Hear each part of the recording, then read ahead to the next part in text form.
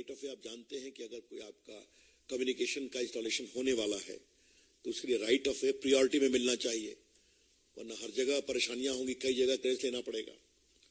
Bharat net 2.5 lakh ग्राम पंचायतों में लाने की बात थी। आपको जानकर खुशी होगी कि मार्च 23 तक 6.2 लाख किलोमीटर ऑप्टिकल फाइबर 1,96,000 ग्राम पंचायत में ले हो गया है। 2.5 लाख करना है, लगभग 2 लाख हो गया। और 1.85 lakh GPs are service ready on OFC। बाकी 4,702 सैटेलाइट मीडिया पर जुड़ गए हैं। तो जब फैसले होते हैं और नीचे इंप्लीमेंट होते हैं तो फायदा क्या होता है ये हम बताना चाह रहे हैं। और फिर प्राइवेट एंटिटी जो रेगुलर लाइसेंसी नहीं है उनको भी रजिस्ट्रेशन के लिए अवसर दिया गया चर्चा करके, और उनमें भी लगभग 86 रजिस्ट्रेशन हो गया है।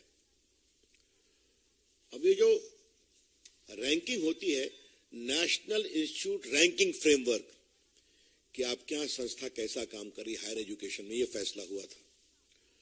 अब आप देख लें कि एग्रीकल्चर यूनिवर्सिटी में भी लाने की बात हुई थी, NIRF पोर्टल को खोला गया था, और आज देश के 67 एग्रीकल्चर यूनिवर्सिटीज में 64 ने अप्लाई किया है कि हमको भी नेशनल इंस्टीट्यूट रैंकिंग फ्रेमवर्क में लाया जाए। तो जब ये फैसले होते हैं तो जमीन पर कैसे आते हैं ये आपको हम बताना चाहते हैं। फिर एग्रीकल्चर में डाइवर्सिफाई करने के लिए निर्णय करने की बात थी।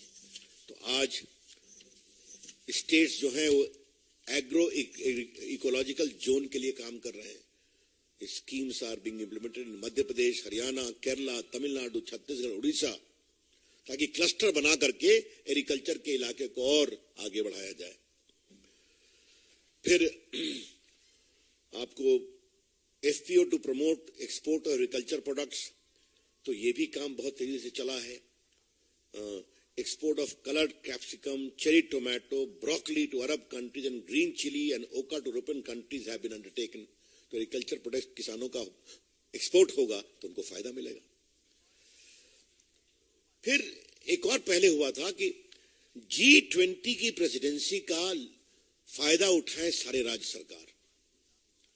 आपको मालूम है G20 मीटिंग 59 सिटीज में हो रही है। अभी कश्मीर में कितना ऐतिहासिक मीटिंग हुई। लोकल प्रोडक्ट को उसका उपयोग किया जाए G20 में, तो जन भागीदारी वगैरह किया जाए, तो ये सब हुआ। GST कलेक्शन को और इंप्रूव करने के लिए पिछली जनरल काउंसिल में मीटिंग हुई थी, उसमें लगा जाए। उसका फायदा क्या हुआ? अप्रैल 2023 में 1,87,035 करोड़ रुपये GST में कलेक्ट हुए हैं। कल भी मैंने कहा था, the GST collection in April has been to the highest amount ever till date of 1,87,035 crore. तो अब नेशनल करिकुलम की हमेशा बार बार न्यू एजुकेशन पॉलिसी में उसका रिव्यू होना चाहिए, तो उसके लिए भी कंसल्टेशन मीटिंग हुई है, एक्शंस टेकन है। अब स्कूल में एक नया कार्यक्रम बनाया गया, विद्या प्रवेश। बच्चे स्कूल में आए, उनका स्वागत किया जाए, उनको प्रेरणा दी जाए, और इसमें लगभग 8.7 लाख स्कूलों के 1,81,00,000 बच्चों ने पार्टिसिपेट किया।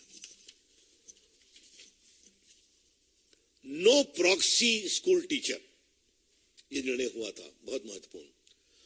और आपको जानकर खुशी होगी कि 35 राज्यों ने कार्रवाई शुरू की है, और 13 राज्य और यूनियन टेरिटरी ने अपने शिक्षकों का पूरा फोटोग्राफ लगा दिया है स्कूल के ऊपर कि यहाँ क्या कौन कौन शिक्षक हैं, उनकी ये तस्वीर है, ताकि कोई प्रॉक्सी शिक्षक ना आए। आपको मालूम है सच्चाई थी।